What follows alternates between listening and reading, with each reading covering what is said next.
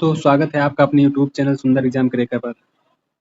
आज हम बात करेंगे बच्चों राजनीतिक कार्यपालिका के बारे में। ठीक है, इससे पिछली क्लास में हमने विधायिका के बारे में बात किया था। ठीक है, विधायिका के बारे में जाना था। ठीक है, तो बच्चों इस चैप्टर का जो नाम है वो संस्थाओं का कामकाज। ठीक है, संस्थाओं का कामकाज, जिसमें हमने जाना था कि संस्थाएं 3 प्रकार की थी। कौन कौन सी थी? पहली बच्चों थी विधायिका, फिर थी कार्यपालिका और तीसरी थी न्यायपालिका। तो बच्चों हमने इसकी पहली क्लास जो की है उसमें हमने विधायिका के बारे में अच्छे से जाना और समझा। ठीक है, अब हम जानेंगे बच्चों कार्यपालिका के बारे में और न्यायपालिका के बारे में। ठीक है, तो ये दोनों कार्यपालिका और न्यायपालिका बच्चों इसी क्लास में हम समझ लेंगे। ठीक है, और इसके नोट्स भी रेडी कर लेंगे। ठीक है, चलिए इसको हम समझते हैं अच्छे से बच्चों। ठीक है, अब यहाँ बच्चों राजनीतिक कार्यपालिका बताया गया। ठीक है, राजनीतिक कार्यपालिका। ठीक, लेकिन हम आपको समझा दे बच्चों अच्छे से कि कार्यपालिका जो है बच्चों 2 प्रकार की है। ठीक है, कार्यपालिका को 2 भागों में बांटा गया है। कौन कौन सा बच्चा? पहली होती है राजनीतिक कार्यपालिका। ठीक है, राजनीतिक कार्यपालिका। दूसरी होती है बच्चों स्थायी कार्यपालिका। ठीक है, स्थायी कार्यपालिका। अब बच्चों जानते हैं सबसे पहले कि राजनीतिक कार्यपालिका के अंतर्गत कौन आते हैं। राजनीतिक कार्यपालिका के अंतर्गत जो निर्वाचित लोग होते हैं, जिनको हम चुनाव करते हैं। ठीक, यहाँ क्या होते हैं? यहाँ चुने हुए सदस्य होते हैं जो चुनाव के द्वारा निर्वाचित होते हैं। ठीक है, यहाँ पे वे सदस्य होते हैं। और यहाँ जो स्थायी कार्यपालिका है बच्चों, यहाँ पे सिलेक्टेड लोग होते हैं। ठीक है, जो एग्जाम देते हैं, जिनका एग्जाम होता है। ठीक है, जैसे यूपीएससी बच्चों, यूपीएससी के द्वारा जैसे आईएएस, ठीक है, आईएएस हो गए बच्चों, आईपीएस हो गए। ठीक है, ये सब लोग क्या हैं? अधिकारी होते हैं, नौकरशाह होते हैं, जो स्थायी कार्यपालिका के अंतर्गत आते हैं। और बच्चों जो स्थायी कार्यपालिका है ये राजनीतिक कार्यपालिका के तहत ही कार्य करती है। ठीक है, तो इस चीज को भी हम आगे देखते हैं। तो सबसे पहले हम बच्चों इसमें लिखते हैं जो कार्यपालिका है उसके बारे में जानते हैं। ठीक है, कार्यपालिका किसे कहते हैं? तो यहाँ से समझते हैं बच्चों कि किसी भी सरकार के विभिन्न स्तरों पर हमें ऐसे अधिकारी मिलते हैं जो रोजमर्रा के फैसले करते हैं। ठीक है बच्चों, फिर इन सभी अधिकारियों को सामूहिक रूप से कार्यपालिका के रूप में जाना जाता है बच्चों। ठीक है, सरकार की नीतियों को कार्य रूप देने के कारण इन्हें कार्यपालिका कहा जाता है।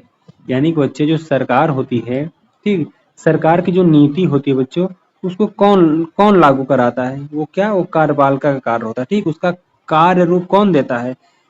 कार्य रूप कौन देता है बच्चों? कार्यपालिका। ठीक है, अधिकारी लोग जो होते हैं, तो ये कार्यपालिका के अंतर्गत आते हैं। तो कौन सी कार्यपालिका? अस्थायी कार्यपालिका के अंतर्गत। ठीक है बच्चों, तो हमने राजनीतिक कार्यपालिका और अस्थायी कार्यपालिका के बारे में जानेंगे। ठीक, हमने यहाँ कार्यपालिका के बारे में जाना। ठीक है, कि जो अधिकारी होते हैं बच्चों, ये किसके? कार्यपालिका के रूप में जाना जाता है इनको। ठीक है, तो यही लोग जो बच्चों स्थायी कार्यपालिका के अंतर्गत आते हैं। ठीक, तो यहाँ पे हम देख लेते हैं राजनीतिक और स्थायी कार्यपालिका। ठीक है, जैसा कि हमने बताया था कार्यपालिका 2 प्रकार की होती है बच्चों। पहली राजनीतिक कार्यपालिका, दूसरी स्थायी कार्यपालिका। ठीक है, तो इसमें हम पॉइंट लिखते हैं बच्चों कि राजनीतिक कार्यपालिका और स्थायी कार्यपालिका क्या होती है। तो जनता द्वारा बच्चों, ठीक है, ये क्या है? जनता द्वारा खास अवधि तक के लिए निर्वाचित लोगों को राजनीतिक कार्यपालिका कहते हैं। ठीक है, अब ये क्या होगी? ये राजनीतिक कार्यपालिका के अंतर्गत आते हैं। ठीक है, तो बच्चों अगर आपसे कोई पूछे कि राजनीतिक कार्यपालिका किसे कहते हैं, ठीक है, तो राजनीतिक कार्यपालिका के अंतर्गत कौन लोग आते हैं? ठीक है, तो यहाँ पे क्या करना, ये पॉइंट 1 नोट कर लो। ये लिखना कि जनता द्वारा खास अवधि तक के लिए निर्वाचित लोगों को राजनीतिक कार्यपालिका कहते हैं। ठीक है, ये पॉइंट लिखना। ये राजनीतिक व्यक्ति होते हैं जो बड़े फैसले करते हैं बच्चों। ठीक है, ये क्या है? ये राजनीतिक व्यक्ति होते हैं जो बड़े फैसले करते हैं। तो पहला पॉइंट ये हो गया राजनीतिक कार्यपालिका। अब बच्चों दूसरा पॉइंट है कि दूसरी ओर जिन्हें लंबे समय के लिए नियुक्त किया जाता है बच्चों, नियुक्त किया जाता है यानी कि उनका एग्जाम होता है, वो परीक्षा पास करते हैं। ठीक है, तब वे नियुक्त होते हैं, तो उन्हें स्थायी कार्यपालिका या प्रशासनिक सेवक कहते हैं। ठीक, यानी कि सिविल सर्वेंट।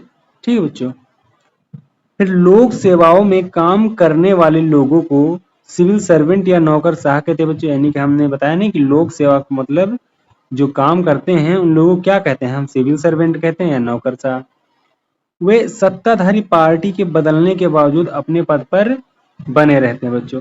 कहने का मतलब है जो ये राजनीतिक कार्यपालिका के अंतर्गत आते हैं वे बच्चे एक खास अवधि तक के लिए निर्वाचित किए जाते हैं, ठीक है। लेकिन जो अधिकारी लोग होते हैं, ठीक है, जो नियुक्त होते हैं, जिनका एग्जाम होता है, जो स्थायी कार्यपालिका के अंतर्गत आते हैं, इन लोग बच्चों 60 साल, ठीक है, इनकी जो रिटायर एज होती है 60 साल, ठीक है, ये 60 साल तक अपने पद पर बने रहते हैं बच्चों, ठीक है। और जो नेता होते हैं, जो सत्ताधारी लोग होते हैं ना, उनकी पार्टी के बदलने के बावजूद मतलब उनका इनके ऊपर कोई फर्क नहीं होता। ये 60 साल बाद ही रिटायर होंगे और ये बच्चे 5 साल बाद इनका फिर चुनाव होगा। अगर ये जीतेंगे तो सत्ता में आएंगे, अगर हारेंगे तो सत्ता से चले जाएंगे बच्चों, इनकी सत्ता नहीं रहेगी, ठीक है। तो ये पॉइंट आप समझ गए होंगे बच्चों। बिल्कुल एकदम हम आसान भाषा में चीजों को समझा रहे हैं, ठीक है, आपको पूरा समझ में आना चाहिए ये।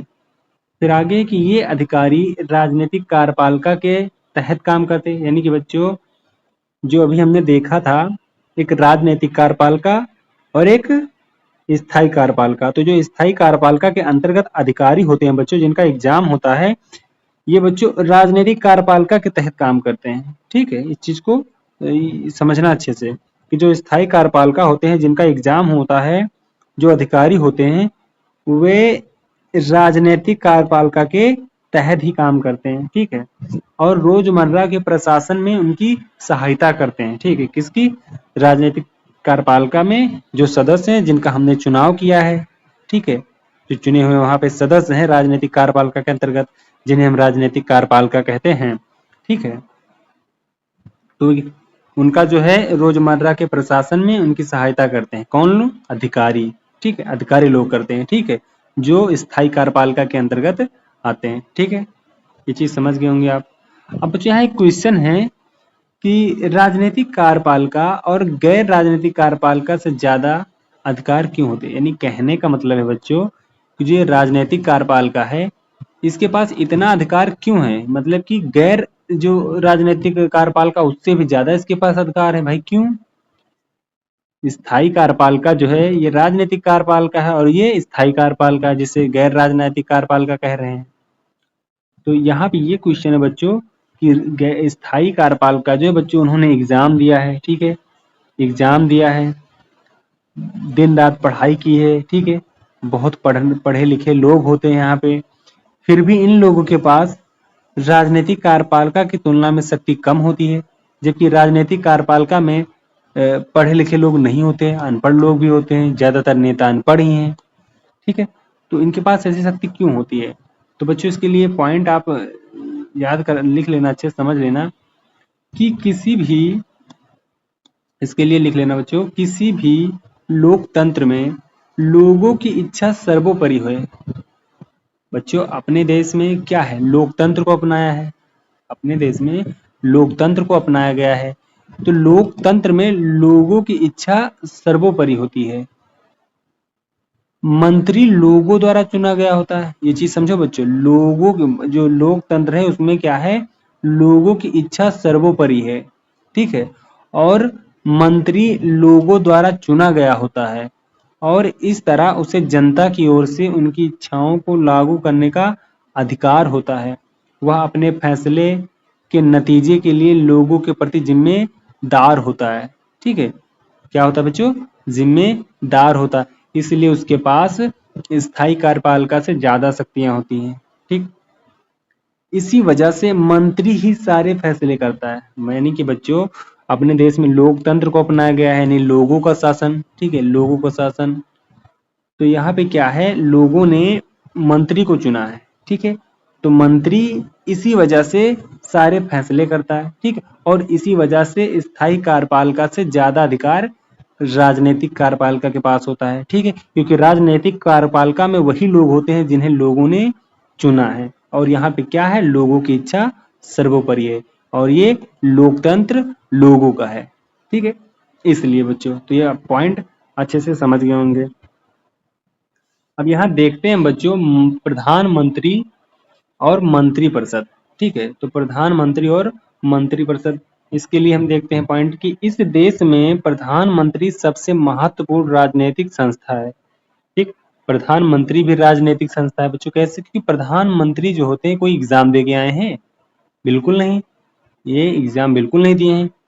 तो वही पॉइंट यहाँ पे बच्चों कि इस देश में प्रधानमंत्री सबसे महत्वपूर्ण राजनीतिक संस्था है, फिर भी प्रधानमंत्री के लिए कोई प्रत्यक्ष चुनाव नहीं होता है। यानी कि बच्चों, क्या प्रधानमंत्री को आपने चुना है? नहीं, बिल्कुल नहीं, हमने बिल्कुल नहीं चुना है।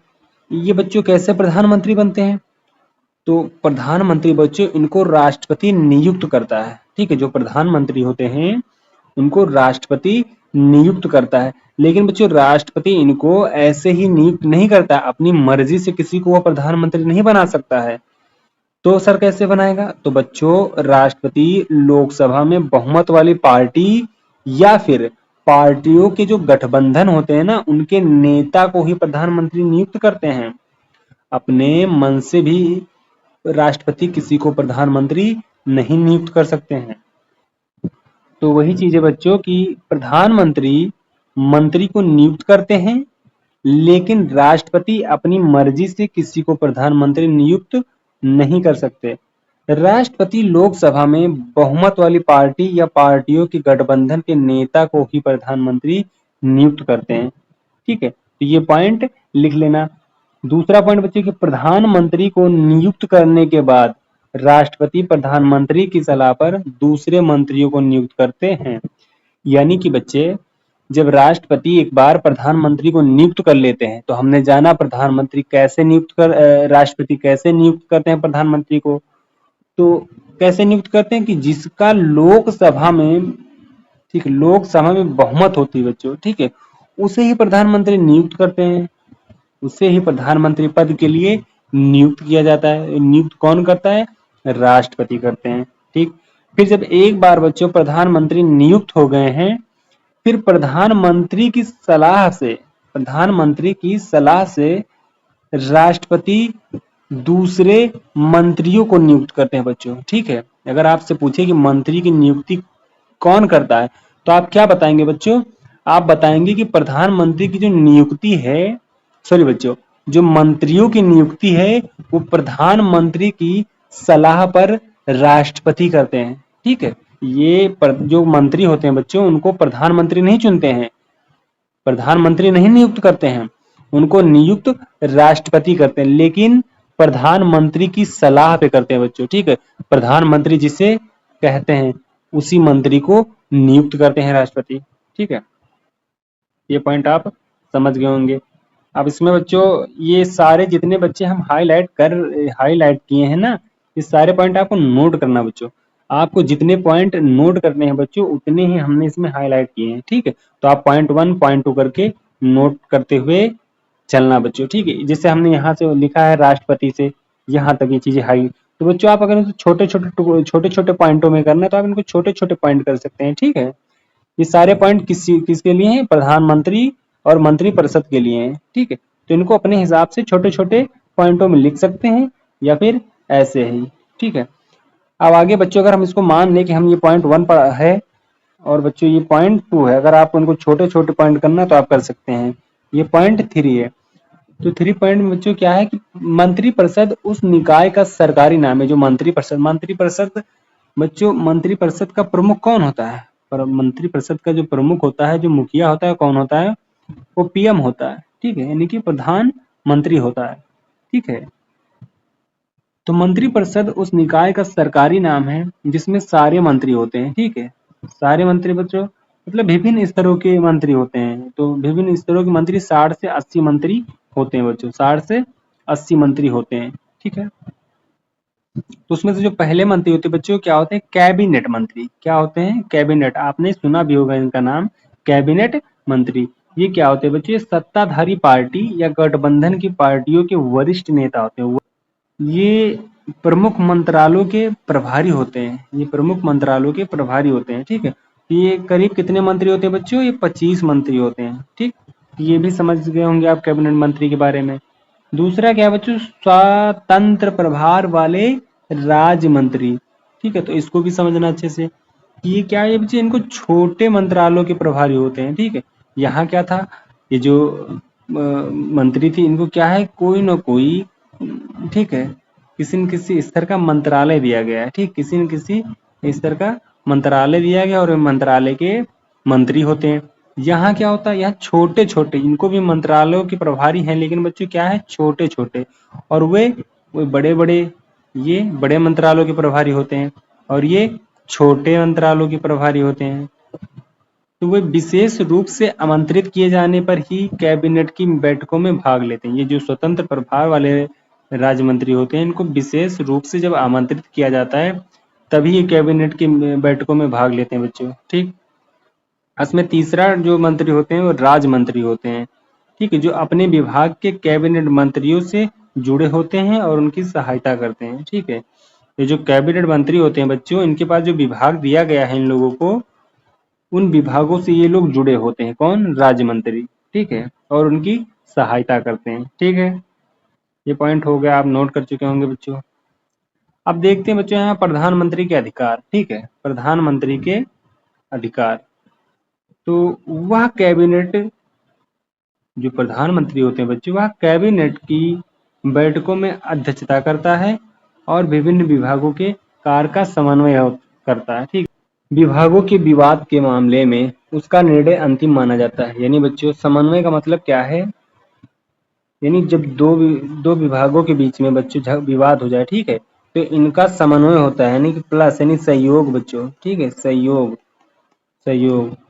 ठीक, तो उनको पास में साथ में बैठा के उनका सहयोग मतलब समन्वय किया जाता है और निर्णय करते हैं। तो वो निर्णय जो होता है बच्चों वो अंतिम होता है, प्रधानमंत्री का होता है वह निर्णय और अंतिम होता है। ठीक है, वह विभिन्न विभागों की समान निगरानी करता है। ठीक, कौन, प्रधानमंत्री। सारे मंत्री उसी के नेतृत्व में काम करते हैं। प्रधानमंत्री मंत्रियों को काम का वितरण और पुनर्वितरण करता है। उसे किसी मंत्री को बर्खास्त करने का भी अधिकार होता है। ठीक है, यानी कि जो प्रधानमंत्री होता है वो किसी भी मंत्री को बर्खास्त कर सकता है। जब प्रधानमंत्री अपना पद छोड़ता है तो पूरा मंत्रिमंडल इस्तीफा दे देता है। ठीक बच्चों, यानी कि जब अपना प्रधानमंत्री जो होता है वह अगर अपना पद छोड़ दे बच्चों तो पूरा मंत्रिमंडल क्या हो जाता है, भंग हो जाता है। ठीक है, पूरे मंत्रिमंडल को इस्तीफा देना पड़ता है। ये पॉइंट आप समझ गए होंगे, ये पॉइंट पूरा आप समझ गए होंगे। अब इसमें देख लेते हैं बच्चों गठबंधन सरकार। ठीक है, गठबंधन सरकार, तो गठबंधन सरकार का प्रधानमंत्री अपनी मर्जी से फैसले नहीं कर सकता। ये पॉइंट समझ लेंगे बच्चों आप। जो गठबंधन होता है मतलब गठबंधन बच्चों क्या होता है, जैसे पार्टी हैं बच्चों। ठीक है, पार्टी, अब मान लो बच्चों दो चार पार्टियां हैं। ठीक है, दो चार पार्टियां हैं, तो क्या होता है बच्चों, जब कई पार्टियां मिलकर सरकार बनाती है तो उसे क्या कहते हैं, गठबंधन सरकार। तो जो गठबंधन सरकार, तो ऐसे सरकार के जो प्रधानमंत्री होता है वह अपनी मर्जी से फैसले नहीं कर सकता है। ठीक है, उसे अपनी पार्टी के भीतर विभिन्न समूहों और गुटों के साथ गठबंधन की साझेदारी की राय भी माननी होती है बच्चों। ठीक है, राय भी माननी होती है। ठीक, तो ये पॉइंट आप समझ गए होंगे। अब देखते हैं राष्ट्रपति के बारे में। ठीक है बच्चों, राष्ट्रपति का अधिकार देखते हैं कि एक और जहां प्रधानमंत्री सरकार का प्रमुख होता है वहीं राष्ट्रपति राष्ट्राध्यक्ष होता है। हमने पहली क्लास में बच्चों, इस चैप्टर की पहली क्लास में हमने आपको ये बताया कि राष्ट्रपति राष्ट्राध्यक्ष होता है। पॉइंट को हमने पहले कवर किया। ठीक, तो ये पॉइंट आप लिख सकते हैं बच्चों। ठीक, हम बच्चों बार बार नहीं कहेंगे, जितने पॉइंट हाईलाइट हैं सब लिखने के लिए हैं बच्चों, ये सारे आपके नोट्स हैं। ठीक है, फिर राष्ट्रपति देश की सभी राजनीतिक संस्थाओं के कामकाज की निगरानी करता है। यानी बच्चों हम राष्ट्रपति की बात कर रहे हैं तो इसमें राष्ट्रपति हेडिंग डाल लेना, और जब हम बच्चों यहाँ प्रधानमंत्री की बात करेंगे तो प्रधानमंत्री की जो हमने पीछे बात की तो वहाँ प्रधानमंत्री की हेडिंग डाल लेना और पॉइंट को लिख लेना। तो राष्ट्रपति देश की सभी राजनीतिक संस्थाओं के काम की निगरानी करता है ताकि वे राज्य के उद्देश्यों को हासिल करने के लिए मिलजुल कर काम करें। ठीक बच्चों, ये भी पॉइंट है। तीसरा पॉइंट यहाँ बच्चों, राष्ट्रपति का चयन जनता द्वारा प्रत्यक्ष रूप से नहीं किया जाता है। संसद सदस्य और राज्य की विधानसभाओं के सदस्य उसे चुनते हैं। ठीक है, संसद सदस्य, हमने संसद के बारे में पढ़ा, संसद सदस्य। ठीक, संसद में क्या दो सदन होते हैं, लोकसभा और राज्यसभा। ठीक है, लोकसभा और राज्यसभा। तो संसद सदस्य और राज्य की विधानसभाओं के सदस्य उसे चुनते हैं। अब बच्चों जो चीज जैसे ये केंद्र में है, संसद क्या है बच्चों, केंद्र में, वैसे ही बच्चों नीचे विधानसभा होता है किस, राज्य पे, राज्य लेवल पे बच्चों, ठीक है। ये संसद क्या होता है, केंद्र लेवल पे है बच्चों, केंद्र। और ये जो विधान सभा होता है बच्चों, ये क्या है, राज्य लेवल पे होता है, ठीक है। तो यहाँ के भी सदस्य उसे चुनते हैं, किसे, राष्ट्रपति को, ठीक। ये पॉइंट समझ लिया होगा आपने अच्छे से। फिर आगे बच्चों की सरकारी जो जितनी भी सरकारी गतिविधियां हैं वो राष्ट्रपति के नाम पर ही होती हैं। सारे कानून और सरकार के प्रमुख नीतिगत फैसले जो होते हैं वो सारे फैसले राष्ट्रपति के नाम पर ही जारी होते हैं। और जो प्रमुख नीतियां होती हैं बच्चों, जो प्रमुख नीतिगत फैसले होते हैं वो सब राष्ट्रपति बच्चों, सब राष्ट्रपति के नाम से जारी होते हैं। प्रमुख नीतियां जो है बच्चों राष्ट्रपति के नाम पर ही होती हैं, ठीक है। जैसे भारत के मुख्य न्यायाधीश और बच्चों सर्वोच्च न्यायालय और राज्य के उच्च न्यायालयों के न्यायाधीशों, राज्यपालों बच्चों, जो राज्यपाल होते हैं बच्चों उनका भी नियुक्ति कौन करते हैं, राष्ट्रपति। और बच्चों जो चुनाव आयुक्त और दूसरे देशों में राजदूतों आदि को नियुक्त करता है कौन, राष्ट्रपति बच्चों, ठीक है। कौन करता है, राष्ट्रपति, ठीक। सभी अंतरराष्ट्रीय संधियों और समझौते उसी के नाम से होते हैं। तो ये सारे पॉइंट क्या करना बच्चों, पॉइंट 1, पॉइंट 2, पॉइंट 3 करके लिख लेना बच्चों, ठीक। छोटे छोटे पॉइंट लिख लेना बच्चों ताकि आपको आसानी होगी इसको रिवीजन करने में, पढ़ने में, ठीक है, याद करने में। भारत के रक्षा बलों का सुप्रीम कमांडर राष्ट्रपति ही होता है। तो बच्चों अगर आपसे कोई पूछे कि रक्षा बल जो होता है, तो भारत के रक्षा बल का जो सुप्रीम कमांडर वो कौन है, तो क्या बताएंगे आप, राष्ट्रपति, ठीक है। कौन होता है बच्चों, राष्ट्रपति होता है। ये सारे पॉइंट नोट कर लेना। फिर आगे, संसद द्वारा पारित कोई विधेयक राष्ट्रपति की मंजूरी के बाद ही कानून बनता है। अगर राष्ट्रपति चाहे तो उसे कुछ समय के लिए रोक सकता है, ठीक है। यानी संसद से जब कोई विधेयक पारित होता है बच्चों, तो बिना राष्ट्रपति की मंजूरी के कानून नहीं बनता है, ठीक है। अगर राष्ट्रपति चाहे तो उसे कुछ समय के लिए रोक सकता है, लेकिन बच्चों वह उस चीज को इग्नोर नहीं कर सकता है, ठीक। बस उसे कुछ समय के लिए रोक सकता है, ठीक। उसे वो रद्द नहीं कर सकता है। तो कुछ समय के लिए रोक सकता है, लेकिन वह विधेयक पर पुनर्विचार के लिए उसे संसद में वापस भेज सकता है, ठीक है। वह उसे एक बार बच्चों वो पुनर्विचार के लिए भेज सकता है वापस कि हाँ देखो इसमें इस चीज को सही करना है क्या, तो दोबारा उस पर पुनर्विचार के लिए क्या है, भेजने का अधिकार है। लेकिन अगर संसद दोबारा उस विधेयक को बच्चों पारित कर देती है, ठीक है, अगर दोबारा उस विधेयक को पारित करती है तो उसे उस पर हस्ताक्षर करने ही पड़ेंगे। यानी कि बच्चों संसद से अगर एक बार कोई विधेयक राष्ट्रपति के पास भेजा जाता है, ठीक है, तो वह उसमें क्या है, कुछ समय के लिए रोक सकता है, ठीक है, कुछ समय के लिए रोक सकता है और वह दोबारा भेज सकता है पुनर्विचार के लिए, ठीक है। लेकिन अगर फिर से संसद ने उस विधेयक को, यानी कि जब दोबारा संसद ने उस विधेयक को पारित कर दिया तो उसे उस पर हस्ताक्षर करने ही पड़ेंगे, ठीक है। तो ये पॉइंट भी समझ गए होंगे। फिर अगला पॉइंट है बच्चों कि जब किसी पार्टी या गठबंधन को लोकसभा में बहुमत हासिल नहीं होता है तो राष्ट्रपति अपने विवेक से काम लेता है। ये भी अधिकार किसके पास है, राष्ट्रपति के पास।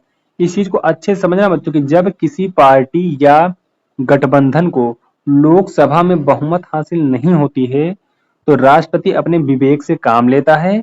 वह ऐसे नेता को नियुक्त करता है जो उसकी राय में लोकसभा में बहुमत जुटा सकता है। यानी कि बच्चों कभी कभी ऐसा है ना कि जैसे लोकसभा में बहुमत हासिल ही नहीं हुआ तो प्रधानमंत्री किसे बनाया जाए बच्चों, प्रधानमंत्री कैसे बनेगा, ये भी पूछा जा सकता है आपसे। आपसे अगर पूछा जाए कि प्रधानमंत्री की नियुक्ति कैसे होती तो आप ये बताएंगे कि जिसके लोकसभा में बहुमत होता है उसे प्रधानमंत्री नियुक्त करते हैं राष्ट्रपति, ठीक है। या तो फिर गठबंधन वाली सरकार होती है तो वहां प्रधानमंत्री नियुक्त करते हैं।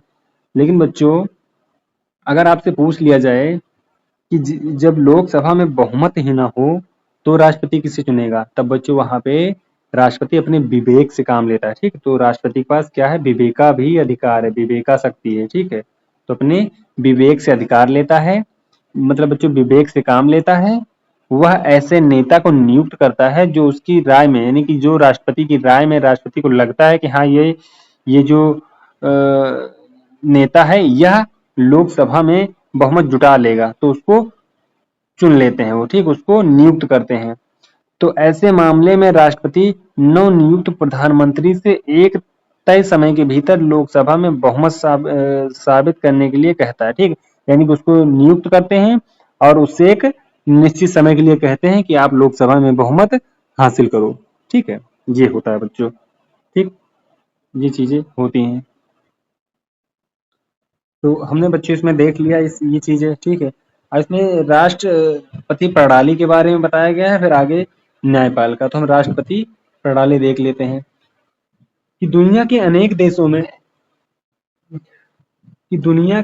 देशों में राष्ट्रपति राष्ट्राध्यक्ष भी होता है और सरकार का मुखिया भी। जो अन्य देश हैं बच्चों, दुनिया के जो अनेक देश हैं उसमें क्या है, राष्ट्रपति राष्ट्राध्यक्ष भी होता है और सरकार का मुखिया भी। उसका चुनाव लोग प्रत्यक्ष वोट से करते हैं, वहीं अपने मंत्रियों का चुनाव और नियुक्ति करता है। यानी वहां पे क्या है अन्य देशों में कि जो राष्ट्रपति होता है उसका जो है प्रत्यक्ष वोट से चुनाव होता है, ठीक है, और फिर वह अपने ही मंत्रियों का चुनाव और यानी कि नियुक्ति करता है बच्चों, ठीक। क्योंकि सरकार के इस स्वरूप में राष्ट्रपति की भूमिका केंद्रीय होती है, ठीक है, इसलिए इसे राष्ट्रपति प्रणाली कहा जाता है। ब्रिटेन के मॉडल को अपनाने वाले भारत जैसे देशों में संसद की सर्वोच्च होती है, ठीक बच्चों, यानी ब्रिटेन के मॉडल को अपनाने वाले भारत जैसे देशों में संसद ही सर्वोच्च होती है, ठीक है। तो अपने देश में क्या है बच्चों, संसद सर्वोच्च है, ठीक है, संसद सर्वोच्च है, सर्वोच्च होती है, इसलिए हमारी प्रणाली को शासन की संसदीय प्रणाली भी कहा जाता है, ठीक है। तो इस चीज को आप समझ गए होंगे बच्चों अच्छे से, ठीक। तो ये सारे पॉइंट जो है बच्चों इनको नोट कर लेना, ठीक है, ये सारे पॉइंट नोट कर लेना बच्चों, ठीक है। तो बच्चों अगर आपको पीडीएफ चाहिए, ठीक है, एनसीईआरटी की, ये जो एनसीईआरटी चल रही है बच्चों, अगर इस क्लास नाइन्थ की बच्चों पीडीएफ चाहिए ना, तो आप कमेंट करना बॉक्स में, कमेंट बॉक्स में कमेंट करना, हम आपको पीडीएफ फॉर्म में, ठीक है, पीडीएफ फॉर्म में आपको इसका नोट्स प्रोवाइड कर देंगे बच्चों, ठीक है, इसका नोट्स आपको मिल जाएगा, ठीक है। बस आपको क्या करना होगा बच्चों, आपको कमेंट करना होगा, इस चैनल को सब्सक्राइब कर लेना बच्चों और वीडियो को लाइक एंड शेयर करना, ठीक है। तो आपको ये नोट्स जो है बच्चों फ्री में मिल जाएगा, ठीक है, बस आप कमेंट कर देना बच्चों, आपको ये नोट्स पीडीएफ फॉर्म में फ्री में मिल जाएगा। तो आई होप बच्चों की ये चीज़ें आपको समझ में आई होंगी, ठीक है। तो हम बच्चों अगली क्लास में इस न्यायपालिका के बारे में बात करेंगे बच्चों, ठीक है। हम अगली क्लास में बात करेंगे न्यायपालिका क्या होती है, ठीक है, न्यायपालिका की परिभाषा, और बच्चों इसके लिए भी हम सबसे अच्छे पॉइंट लिखेंगे, ठीक है। सारे पॉइंटों को हम बात करेंगे, उस पर डिस्कस करेंगे और उन पॉइंट को हम नोट डाउन करेंगे, ठीक है। तो चलिए बच्चों इस चैनल को आप सपोर्ट करिए और सब्सक्राइब करिए। अब बच्चों हम मिलते हैं अगली क्लास में, ठीक है। जय हिंद, जय भारत।